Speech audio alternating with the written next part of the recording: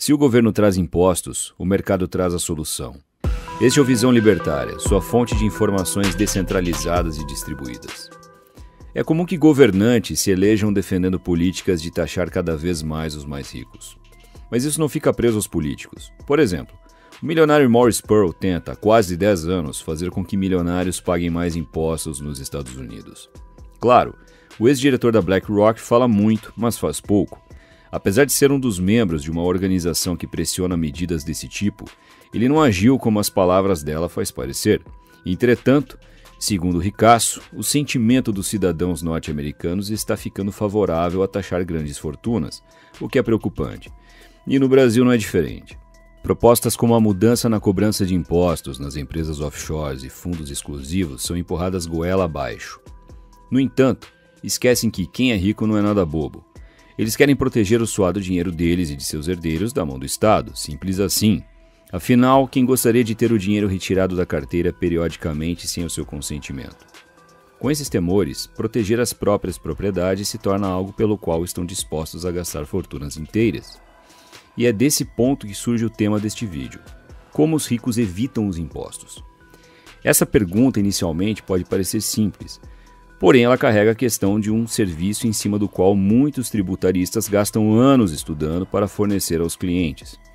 Isso se chama elisão fiscal, que pode ser definida como ações e métodos nos quais os indivíduos, e principalmente os ricos, utilizam para se esquivar de impostos altíssimos sem irem contra a lei. Mas não se engane, isso pode ser feito com qualquer pessoa, em qualquer lugar.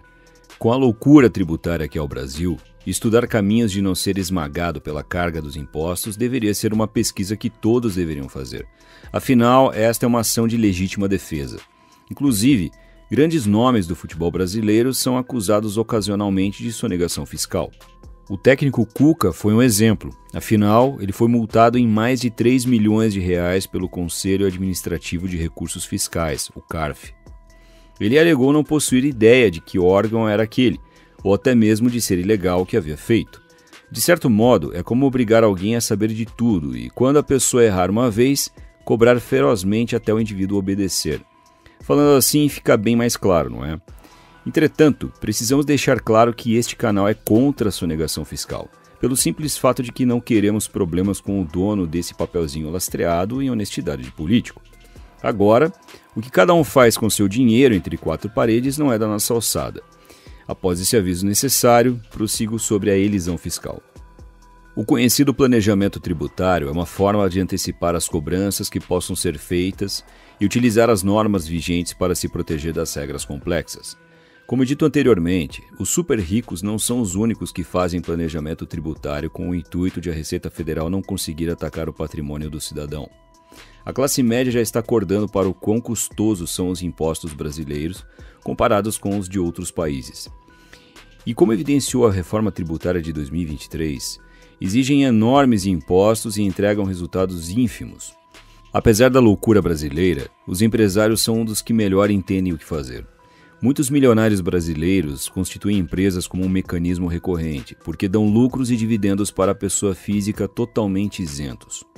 Pelo menos por enquanto, já que, se depender dos políticos, não vão descansar até pegarem uma parte desse dinheiro também. Mas você deve estar pensando, eles fariam isso, mesmo que sejam impostos sobre impostos, já que o lucro das empresas já é taxado em até 34%?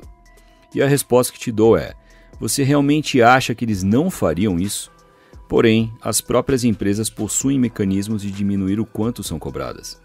A instituição do lucro presumido permite que haja deduções de vários custos por considerar o faturamento para o cálculo. Para melhor compreensão, isso é útil para as empresas com baixo custo operacional, como de tecnologia ou de consultoria, permitindo gastar mais com a folha de funcionários. Além disso, empresas menores podem entrar no regime chamado de simples, no qual a tributação é ainda menor. Outra forma para escapar do fisco brasileiro é colocar as posses como imóveis para a empresa, pois a alíquota para a pessoa jurídica é menor. Mas, se o milionário estiver disposto, pode até mesmo estruturar um fundo imobiliário particular, o que faria com que os lucros dos aluguéis pagos pela própria empresa e pelo indivíduo sejam cotados como dividendos, ou seja, ficaria isento de impostos. É o puro suco do Brasil alguém precisar de métodos tão variados para evitar impostos gigantescos. É óbvio que os veículos também acabam passando pelo mesmo processo, que entram como despesas operacionais. Outro assunto recorrente para pessoas preocupadas com isso é o planejamento sucessório. O Brasil possui o terrível Imposto de Transmissão Causa-Mortes e Doação, conhecido pela sopa de letrinhas ITCMD. Muitos podem ter ouvido falar sobre ele, mas talvez não o conheçam realmente. Explico. Quando uma pessoa morre, é feito o inventário dos bens da pessoa. Com isso, para transmitir esses bens do dono para seus herdeiros, deve haver o pagamento do imposto, que normalmente gera um grande custo para aqueles que irão receber. Imagine um filho tendo que pagar 4% de um imóvel cujo valor é R$250 mil. Difícil encontrar alguém hoje que tenha R$10 mil na conta para conseguir pagar a propina para o governo. Isso sem contar todos os custos advocatícios para gerar os documentos. E isso no momento mais frágil da família. Imagine-se perdendo sua mãe ou pai, o arrimo financeiro da família. Além de haver problemas com o fluxo de dinheiro, você terá de correr contra o tempo para pagar o imposto. Por isso é que os milionários que não querem deixar tanto dinheiro para o Estado escolhem doar parte de suas fortunas para fundações privadas, para abater do imposto de renda em vida. Já outros preferem transformar os filhos em acionistas de uma holding familiar, uma empresa que concentra os principais bens do pai, pois empresas não morrem com os donos. Apenas para exemplificar, nos Estados Unidos a taxação atinge até 40% e na França 60%. Aqui no Brasil, a alíquota é a mesma para todos, mas não se engane, estão querendo que ela seja progressiva, ou seja, que aumente conforme o valor do patrimônio definido no inventário. De volta para o presente. A Câmara e o Senado, assim como os municípios, discutem sempre como acabar com esses subterfúgios de proteção patrimonial. Porém, esquecem do principal poder de um ricaço: pagar pelos cérebros de outras pessoas que pensarão numa solução. Já existem empresas atualmente que buscam montar estruturas no exterior que fogem da definição atual que querem taxar.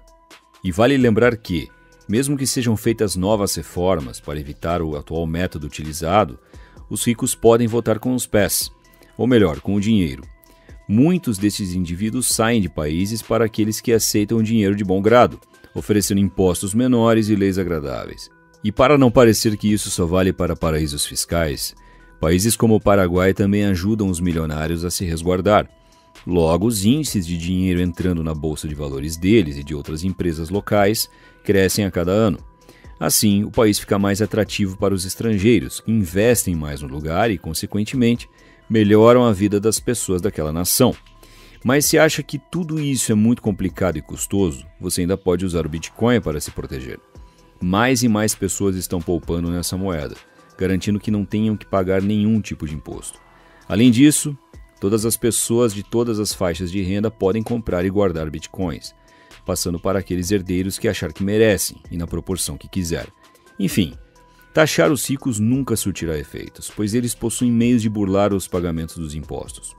Como o governo não arrecadará o que espera, abaixarão o piso para que pessoas com menor poder aquisitivo comecem a pagar, chegando ao caso de que todo mundo pague a extorsão do bandido estacionário.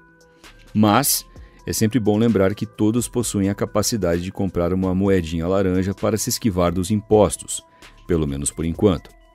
Obrigado por sua audiência. Este artigo foi sugerido por Luiz Bourbon, escrito por Bardo Livre, revisado por Coreia com K e narrado por Lorde Calígula. Escreva artigos você também. Acesse visãolibertaria.com. Se você gostou do vídeo, compartilhe em suas redes sociais.